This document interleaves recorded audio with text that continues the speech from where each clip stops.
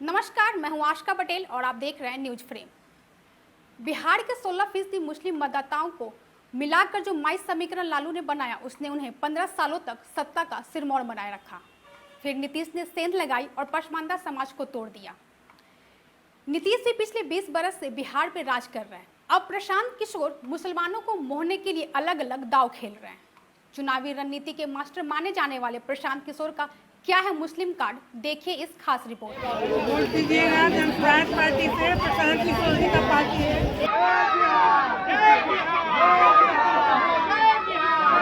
जन स्वराज ने मुसलमानों की नब्ज टटोलनी शुरू कर दी है। इसके लिए पार्टी ने जबरदस्त रणनीति बनाई है।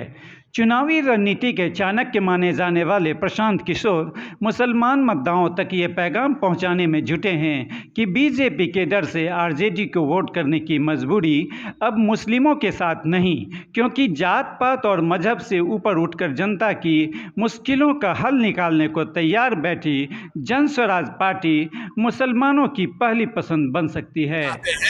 30 बरस से विकल्प नहीं होने की वजह से लालू के डर से भाजपा को और भाजपा के डर से लालू को लोग वोट देते थे। अब उनके सामने एक नया सशक्त ईमानदार विकल्प जनसुराज का दिख रहा है। इसीलिए आप देख रहे हैं कि सारे लोग चाहते हैं कि बिहार में अब नवंबर में नई सरकार बने, जनता का राज कायम। नीतीश कुमार के जदयू को वोट करने वाले पसमानदा समाज के अलावे मुसलमानों का वोट आमतौर से बिहार में आरजेडी के साथ मजबूती से बंधा रहा है।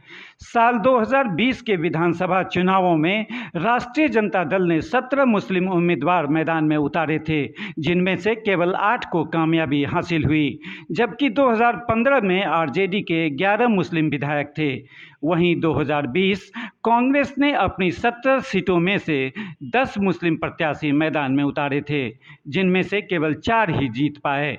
2015 की बात करें तो कांग्रेस के 6 मुस्लिम उम्मीदवारों को जीत मिली थी। अब प्रशांत किशोर की पार्टी जन स्वराज मुसलमानों को ज़्यादा सीटों पर चुनाव लड़वाने का वादा कर रही है, ताकि विधानसभा में उनकी नुमाइंदगी बढ़ सके। जन स्वराज ने मुसलमानों को 2025 के विधानसभा चुनाव में 40 सीटों पर उनके उम्मीदवारों को उतारने का भरोसा दिलाया है। जनसुराज से उन लोग को एक उम्मीद है, क्योंकि आज तक तो राजद को वोट देते आए बीजेपी के विरुद्ध में, लेकिन आज उन्हें जनसुराज एक विकल्प के रूप में सामने आया है और वो लोग खुल के बोल रहे हैं कि मैं जनसुराज का सपोर्ट करूंगा। और जहां तक मेरी बात, मैं यहीं की बेटी और बहू हूं। इन्होंने हमें हमारे सर पे हमेशा आशीर्वाद रखा है। मेयर में भी मैं खड़ी हुई थी, सब लोग का, जैसा कि उन्होंने बताया कि वो बहुत ही सपोर्ट किए हैं और इस बार भी इन लोगों ने मेरे साथ मिलजुल के ये लोग सपोर्ट कर रहे हैं। इनका आशीर्वाद मुझे भरपूर मिल रहा है। जनसुराज से बहुत ही खुश हैं मुस्लिम भाई लोग कि इनको उम्मीद है कि ये आएंगे तो ये बहुत अच्छा काम करेंगे, मुस्लिम लोग को भी आगे बढ़ाएंगे। उन्होंने 40 सीट रिजर्व किया है जो मुस्लिम के लिए।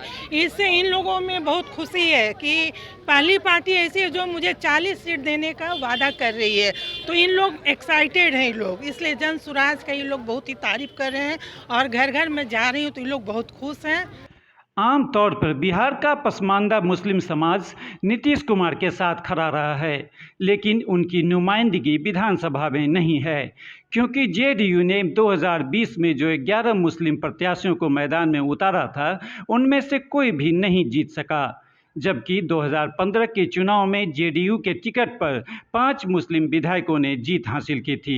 माना जा रहा है कि नीतीश से मोह भंग के बाद मुसलमानों का ये वर्ग जन स्वराज का दामन थाम सकता है। विकल्प के अनुसार जन स्वराज पार्टी का नाम हो रहा है। एक हमारा अल्पसंख्यक समुदाय जो पसमानदा समाज है, किसी पार्टी से विशेष कुछ मांग नहीं करता है। अमन, चैन, सुख, शांति और विकास के साथ सबका विकास का मतलब नहीं किसी एक ही का विकास हो। विकास का मतलब सब धर्म का हो, सब लोग का हो। शिक्षा पर बहुत ध्यान देना है। अगर पटना जैसे शहर की बात करते हैं तो यहाँ गंदगी पर भी ध्यान देना है। और हमारा जो समाज है, पसमानदा समाज है, उसके बेहतरी के लिए उनको भी अवसर मिले। ऐसा नहीं कि हम खाली कपड़े से पहचाने जाएं। सबका साथ सबका विकास तो बीजेपी का नारा है, मगर हम चाह रहे हैं कि सबका उनका नारा होगा। उनका तो ये भी है कि हमारे लोग जो है वो वस्त्र से पहचाने जाते हैं, हमारे लोग पंचर बनाते हैं। क्या ऐसा है? ऐसा तो है नहीं। आप किसी भी देख लीजिए, इतिहास का उठा के देख लीजिए, हिंदुस्तान के आइन को देख लीजिए। बहुत दिग्गज हमारे समुदाय से भी लोग आए हैं। तो ये कहना, ये भ्रमित करना, दिग्भ्रमित करना, ये शायद हालात में ठीक नहीं होगा, आज के हालात में ठीक नहीं होगा। अब बदलना है, बदलेगा और बदलता रहेगा। सुशांत किशोर की बातें आप सुन रहे हैं? जी हाँ, हमारे उनको सुनते हैं, उनसे हम हाँ हम मानसिक रोग से उनका समर्थन करते हैं। समय आएगा तो और भी समर्थन हम लोग करेंगे। हमारे वर्ग के जो लोग हैं, व्यक्ति विशेष हैं, जो बच्चे हैं, उन पर उनको ध्यान देना होगा। जनसुराज पार्टी ने मुस्लिम मतदाताओं तक पहुंचने की मुहिम अभी से तेज कर दी है। नमाज के बाद मुसलमानों से पार्टी के नेता मुलाकात कर मेल जोल बढ़ा रहे हैं और उन तक प्रशांत किशोर के पैगाम पहुंचा रहे हैं। ये काम इतनी शिद्दत से किया जा रहा है कि सियासी मसलों में दिलचस्पी नहीं रखने वाले मुसलमान भाई भी प्रशांत को पहचानने और जानने लगे हैं। अच्छा काम कर रहे हैं, बहुत अच्छा काम कर रहे हैं और देखिए जो है जनता उनको जो है ऊपर लाएगी। उनकी किन बातों से इत्तेफाक रखते हैं? हम उनकी काबिलियत को जानते हैं और बाकी जो हम पॉलिटिक्स में है नहीं, उनकी काबिलियत है। वो पहले तो इन लोगों के सब सरबर ये थे, कंसल्टेंट थे पॉलिटिक्स में। इन लोगों को नीतीश कुमार को और फिर जो है मोदी जी को उन्होंने किया सब। अब अपना उन्होंने शुरू किया है। अल्लाह उनको जो है इसका कामयाबी अता फरमाए। बहरहाल बिहार में करीब 16% मुस्लिम मतदाता हैं और बिहार की 243 विधानसभा सीटों में से 47 सीटें ऐसी हैं जहां मुस्लिम वोटर अहम भूमिका अदा करते हैं। इन इलाकों में मुस्लिम आबादी 20 से 40% या इससे भी अधिक है। बिहार की 11 सीटें ऐसी हैं जहां 40% से ज़्यादा मुस्लिम मतदाता हैं और 7 सीटों पर 30% से ज़्यादा हैं। इसके अलावा 29 विधानसभा सीटों पर 20 से 30% के बीच मुस्लिम मतदाता हैं। इसके बावजूद बिहार में 10% से ज़्यादा कभी भी मुस्लिम जीतकर विधानसभा नहीं पहुँचे हैं। प्रशांत किशोर ने इसी मुद्दे पर अक़लियत की कमज़ोर नब्ज़ दबा दी है।